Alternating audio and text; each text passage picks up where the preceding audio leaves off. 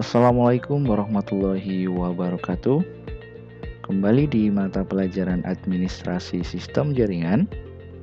Pada kesempatan kali ini kita akan membahas materi tentang Virtual Private Network Server atau VPN server. Sebelum membahas seputar VPN lebih jauh, itu penting untuk kita memahami terlebih dahulu tentang pengertian dari VPN terlebih dahulu. Nah, VPN itu membuat jaringan internet lebih aman dan ini tentunya bisa menguntungkan penggunanya. Nah, untuk definisi dari VPN atau kepanjangan dari VPN itu adalah Virtual Private Network, di mana untuk virtual yaitu hal yang tidak nyata atau semu di dunia maya atau bahkan istilahnya adalah internet.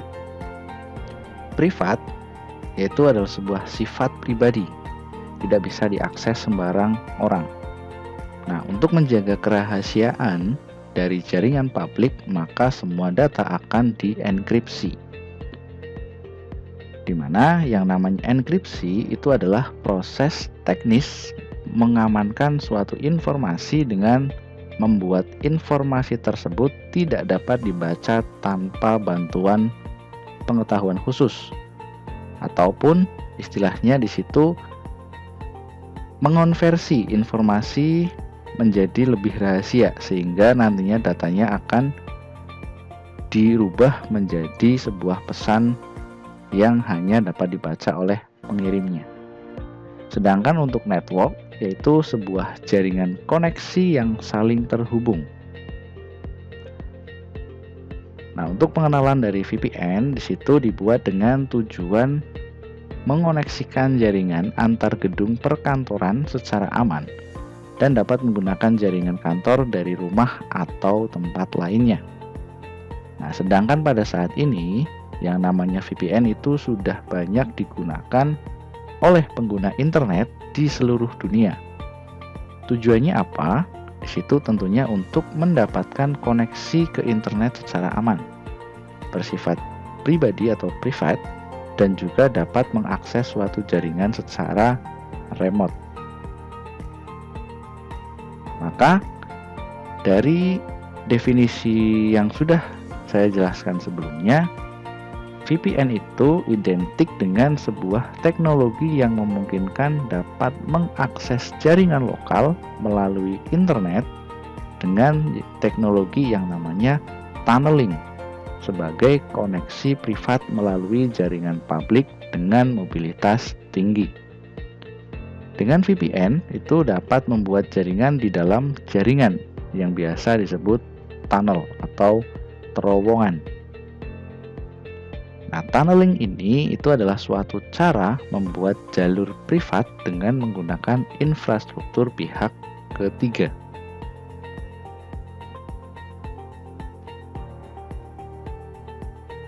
Nah, untuk VPN di situ menggunakan salah satu dari 3 teknologi tunneling yang ada. Di antaranya yang pertama adalah PPTP, yang kedua ada L2TP, dan standar terbaru ada Internet Protocol Security atau biasa disingkat menjadi IPsec. Dan VPN di sini merupakan perpaduan antara teknologi tunneling dan juga enkripsi sehingga nantinya jaringan yang kita pakai akan lebih aman lagi. Nah, fungsi utama dari teknologi VPN di situ ada yang pertama confidentially atau kerahasiaan, yang kedua ada data integrity atau keutuhan data, dan yang ketiga yaitu origin authentication atau autentikasi sumber.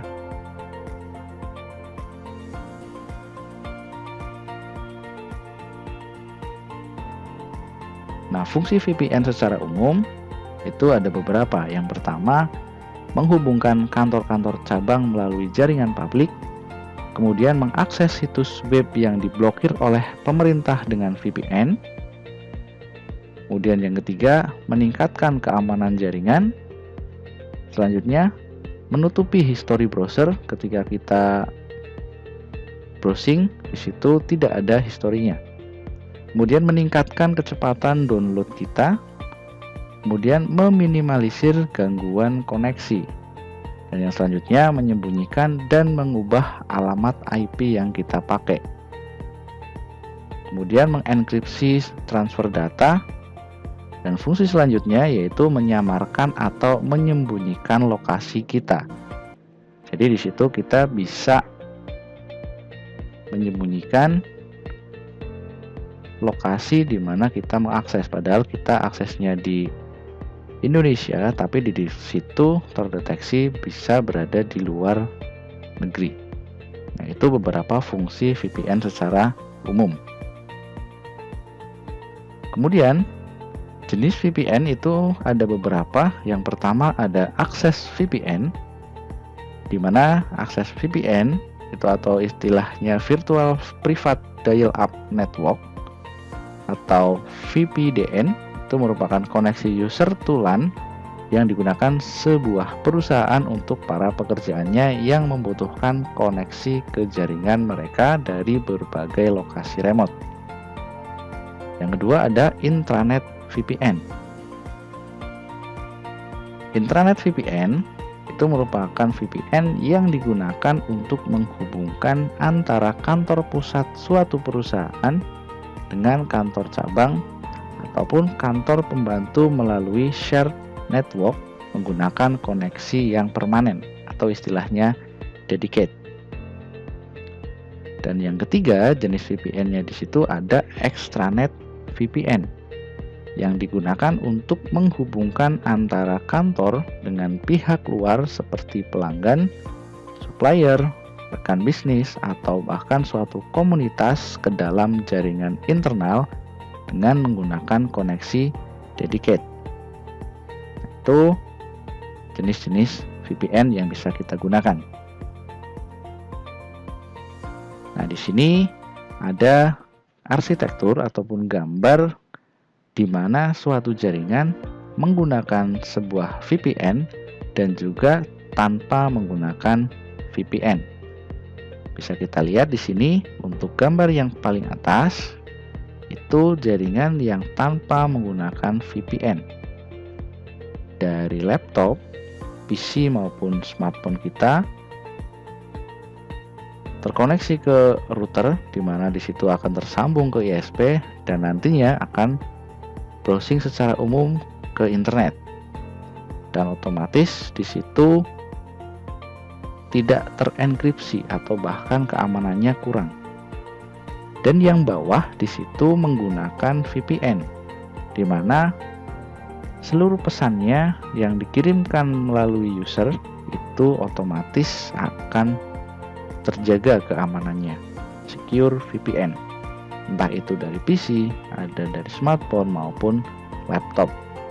Dan bahkan seperti yang tadi sudah saya sebutkan, untuk fungsi secara umum VPN dapat menyembunyikan lokasi kita. Nah, di sini bisa kalian pahami untuk penggunaan dari VPN. Kemudian, bagaimana cara kerja dari VPN?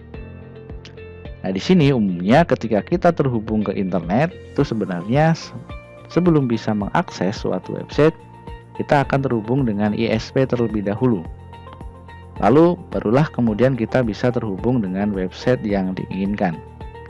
Semua lalu lintas data permintaan untuk website tersebut itu akan melalui server ISP terlebih dahulu, serta juga bisa terlihat dari pihak ISP. Kita sedang mengakses apa, nanti otomatis ISP-nya akan mengetahui apa yang diakses oleh kita jika kita tidak menggunakan VPN. Nah, di situ VPN itu membutuhkan server yang mempunyai kegunaan sebagai penghubung antar PC. Kita bisa memakai komputer yang telah menggunakan aplikasi VPN server dan juga bisa menggunakan sebuah router seperti MikroTik. Sebagai contoh, MikroTik RB750 itu bisa kita pakai. Komputer dengan aplikasi VPN client itu menghubungi server VPN sebagai awal dari koneksinya. Setelah itu, VPN server akan memverifikasi nama dan passwordnya. Jika berhasil, maka VPN server akan memberikan IP address baru pada komputer klien, serta selanjutnya sebuah koneksi atau tunnel itu akan terbentuk. Dan berikutnya, komputer klien sudah dapat menggunakan jalur tersebut untuk mengakses berbagai resource yang berada di belakang VPN server. Nah, itu untuk cara kerja VPN. Jadi, sebelumnya saya sudah tampilkan sebuah gambar. Jadi di sini untuk jalur VPN membutuhkan yang namanya VPN server. Sehingga nantinya ketika akan mengakses internet, di situ jalurnya akan lebih aman. Nah, selanjutnya, apa kelebihan dari VPN? Yang pertama, jangkauan jaringan lokal yang dimiliki suatu perusahaan akan menjadi luas, sehingga perusahaan dapat mengembangkan bisnisnya di daerah lain. Yang kedua, bagi perusahaan yang membutuhkan jaringan khusus yang aman, maka VPN adalah solusi dengan biaya yang lebih murah. Kelebihan yang ketiga, biaya operasional perusahaan juga akan berkurang. Selanjutnya, VPN akan memberikan kemudahan untuk diakses dari mana saja karena VPN itu terhubung ke internet. Nah, fitur keamanan VPN di situ dapat disesuaikan dengan kebutuhan kita. Nah, di situ beberapa kelebihan ketika kita menggunakan VPN. Selanjutnya, apa kekurangan dari VPN? Yang pertama, di situ VPN membutuhkan perhatian yang serius pada keamanan jaringan publik, itu internetnya. Dan yang kedua, ketika menyediakan akses ke karyawan secara global, maka faktor keamanan menjadi risiko tersendiri karena informasi sensitif perusahaan dapat diakses. Jadi di situ ada beberapa kekurangan dari VPN.